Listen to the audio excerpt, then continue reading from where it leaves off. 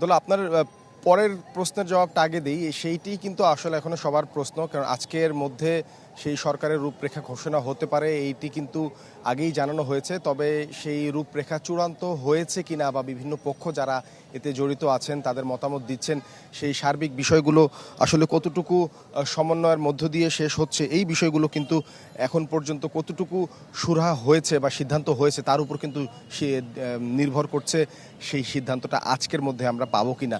আর আপনি যেমনটি বলছিলেন কিছুক্ষণ আগেই কিন্তু ঢাকা বিশ্ববিদ্যালয়ের দুজন শিক্ষক সহ ১৩ জন সমন্বয়ক, অর্থাৎ যেই শিক্ষার্থীরা আছেন, আন্দোলনরত যে শিক্ষার্থী ছিলেন তাদের ১৩ জন সমন্বয়ক সহ কিন্তু বঙ্গভবনে প্রবেশ করেছেন তানজিম উদ্দিন আর আসিফ নজরুল স্যারদের সাথে নিয়ে।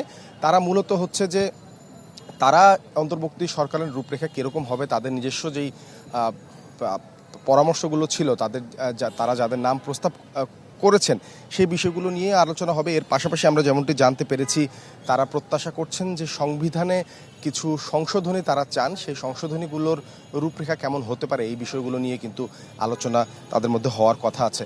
আর আমরা জেনেছি যে সেনাপ্রধান হয়তো এখানে আসবেন, সেনাপ্রধান যে কোনো মুহূর্তেই হয়তো আসবেন এমনটি আমরা জেনেছি। সেনাপ্রধান এখানে আসার পর আসলে চূড়ান্তভাবে রাষ্ট্রপতি, সেনাপ্রধান এবং যারা সমন্বয়ক আছেন সবার মিলিতভাবে কিন্তু একটি সিদ্ধান্ত আসতে পারে। তবে সবাই মূলত তাকিয়ে আছেন যে আসলে অন্তর্বর্তীকালীন সরকারের যেই রূপরেখার চূড়ান্তভাবে কারা থাকছেন বা ওটি আদৌ কখন ঘোষণা করা হচ্ছে সেটির দিকে।